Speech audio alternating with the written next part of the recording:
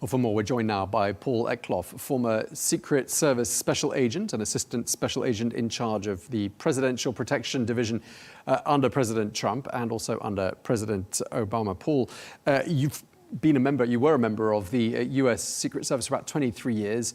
As I said, you protected Presidents Trump and Obama. Let's start by examining what we know so far about that Mar-a-Lago incident. The suspect reportedly from a family of big Trump supporters. I mean, what do we know about this potentially would-be gunman and what might have motivated him? Unfortunately, at this time, we don't know what motivated him. We only know that there was some exigent circumstance or mental health crisis possibly that caused him to leave his home Saturday afternoon and travel from North Carolina down to Palm Beach, Florida, and ultimately Mar-a-Lago, where he waited for a gate to open and ran inside with a gas can and a shotgun. Right. I mean, does that indicate to you that this was someone who knew what they were doing? This indicates to me that somebody had a fixation or had an idea in their head of where they wanted to go and they acted quickly, but it does seem rash. It does not indicate long-term planning, and it does not really indicate assassination even when you look at this classically, a grievance and a gun. It's possible he believed the president was there. It's possible that he wanted to commit suicide by cop. Unfortunately, we may never know. His social media is relatively sparse. And right now, investigators from the Secret Service and the FBI are trying to piece together the last few days or even months and years of this tragic young man's life. Paul, does anything strike you about where he was able to reach, how far he was able to penetrate the perimeter of Mar-a-Lago? Does it suggest perhaps it's not properly protected? Well, I'm actually glad you asked that. It's an excellent question because there's been a lot of misconception because of people who aren't familiar with the layout. This individual entered the outer perimeter. When the president is not in residence at Mar-a-Lago, it is an active club and there are events going on. That north gate, which is the staff exit onto South Ocean Boulevard, is the extent of the outer perimeter. He ran inside, was immediately identified. An interdiction team confronted him, and he was neutralized within 10 to 20 yards of entering the outer perimeter. Right. I mean, clearly the president wasn't there. He wasn't in any danger. Was it necessary for them to shoot him, or do you think they went too far? I can't judge without seeing the footage. I am told there is clear video evidence because the facility has an extensive camera network that he was ordered to drop the items he was holding, the gas can and the shotgun. He raised that shotgun, which appears to me to be either a Winchester 1300 or a Remington 870 12-gauge shotgun, and pointed it in the direction of the officers and agents confronting him. There is no time to judge. There is no time for negotiation. That threat must be neutralized to stop further loss of life. Right, so just split seconds to make a really important decision. Just talk us through the decision-making process that an agent sort of has to go through under that sort of pressure. Well, under that sort of pressure, this is really when preparation and training meets the moment. The Secret Service and all law enforcement goes through extensive training, and part of that training is use of force. And there is a large scale in the use of force that law enforcement may use. The lowest level of use of force is officer presence. In this case, there are clear signage, the Secret Service is present, police presence, and vehicles, so he's already violated that. Then there is officer commands. He did not follow those. He presented an immediate and mortal threat to the agents and officers, and at that point, there is no other option that an officer can do other than defend themselves and others. Had those officers and agents not made that ultimately tragic decision for this young man, we would be counting additional bodies, not discussing procedure. Again, Paul, do you think as a result of any lessons learned from this, we're going to see perhaps, bearing in mind as well, this isn't an isolated incident. There have been other incidents relating to the president's safety. Are we likely to see protection levels stepped up? I don't believe we'll see protection levels stepped up because what this showed is that the protective model works.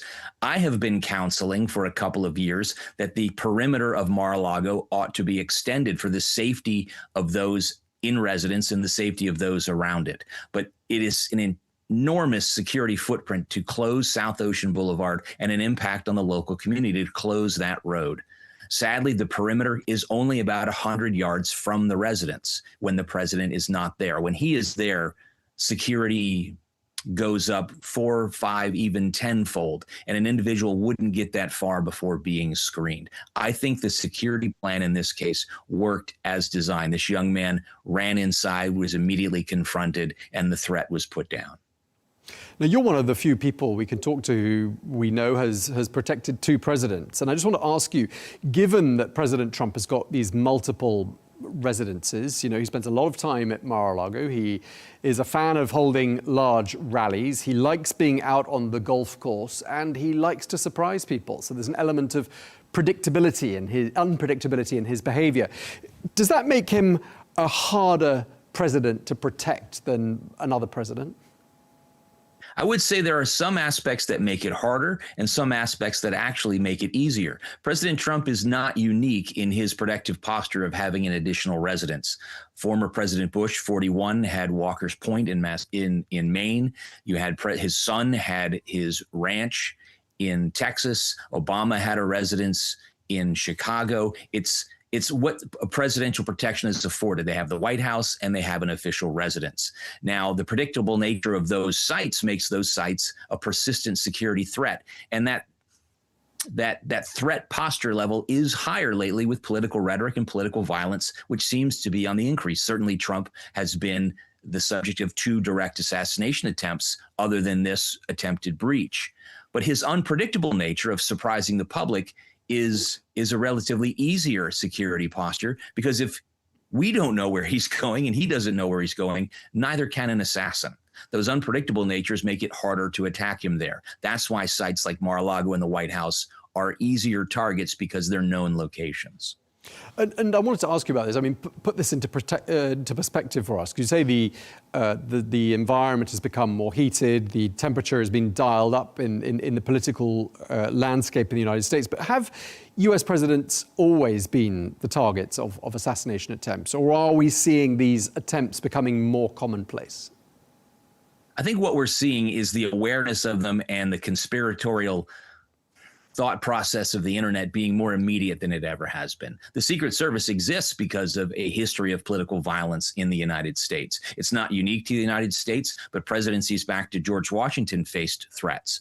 We've seen the political temperature raise, the language used being more vitriolic with the assassination of Charlie Kirk and some of the even celebration online of his death that really shocks the conscience.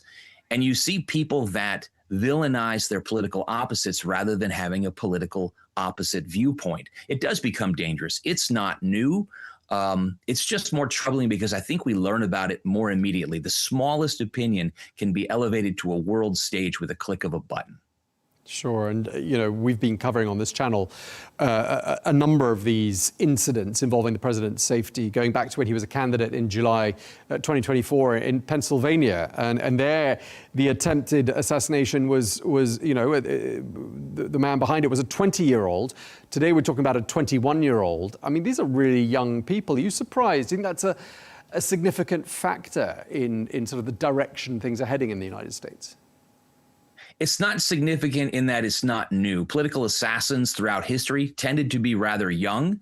The behavior is rash and the mental illness is more striking. What we're seeing is a more elevated and increased rate of radicalization of opinion and the need to act. I don't know if that's the internet, society, a mental health crisis that needs to be addressed. In the end, nearly every assassination attempt in U.S. history was not a conspiracy. It was a grievance and a gun. Whether it was the field in Butler where you had a lone gunman from a distance with a rifle, you had Mr. Ruth on the fence line in Palm Beach at the golf club with a rifle once again, or this young man who, for whatever reason, left his home in the afternoon of Saturday and arrived at this protective site at 1:30 in the morning, and with an attempt to work, not sure. I would guess suicide by police, but the gas can would seem to indicate otherwise. Aiming your shotgun at 3 members of law enforcement is a rash decision, and we may never know what was in his head at the time. Okay, well, we're going to have to leave it there. We really appreciate you taking the time to speak to us. Paul Eklof, former Secret Service Special Agent. Thank you very much indeed for your time, sir.